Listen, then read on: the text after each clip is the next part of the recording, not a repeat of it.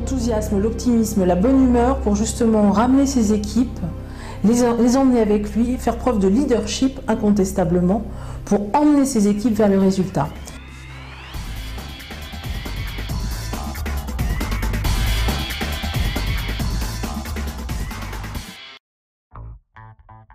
Alors, le manager commercial est confronté en temps de crise à un environnement extrêmement instable qui génère évidemment de l'inquiétude auprès des équipes, qui marque même parfois des résistances aux objectifs qu'on peut leur poser pour une année de crise, des aléas, des choses qui n'étaient absolument pas prévisibles, qu'on ne pouvait pas anticiper et qui viennent semer d'embûches le parcours du manager commercial. Tout ça, ça va générer des tensions internes dans l'entreprise, mais également des tensions externes, parce que la concurrence, elle aussi, réagit par rapport à ce contexte de crise.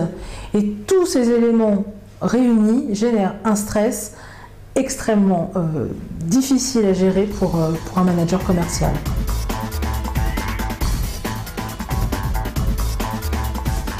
Eh bien, notre manager commercial, pour faire face à ces situations d'aléas, il doit faire preuve de qualités essentielles. La première, c'est garder son sang-froid. En toutes circonstances, face à un aléa, on garde son sang-froid. Deuxièmement, capacité d'analyse, pointue. Qu'est-ce qui se passe? Qu'est-ce que je fais? Qu'est-ce que je fais pas? Où je vais? Où je ne vais pas? Et ensuite, réactivité, mise en place d'un plan d'action. Donc, les trois qualités essentielles en temps de crise pour un manager commercial, c'est sang-froid, analyse, réactivité. Mais attention, n'oublions pas, l'essentiel aussi dans le management d'équipe commerciale, c'est l'enthousiasme. Un manager commercial branché uniquement sur les résultats n'arrivera pas à passer une année correcte et passer une crise de façon, avec succès. L'enthousiasme, l'optimisme, la bonne humeur pour justement ramener ses équipes, les emmener avec lui, faire preuve de leadership incontestablement pour emmener ses équipes vers le résultat.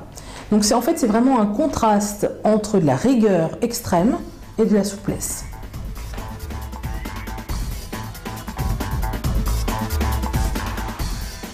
Finalement, des risques, il n'y en a pas tant que ça. Le premier risque, c'est quoi? D'abord, c'est de réussir au-delà des attentes et d'emmener ses équipes avec soi. Jusque-là, plutôt positif. Qu'est-ce qui se passe quand on réussit? Eh bien, on se fait remarquer positivement par son management, par l'extérieur. Et qu'est-ce qui se passe quand on se fait remarquer? On franchit les échelons et on fait grandir sa carrière. Donc finalement, les risques plutôt limités.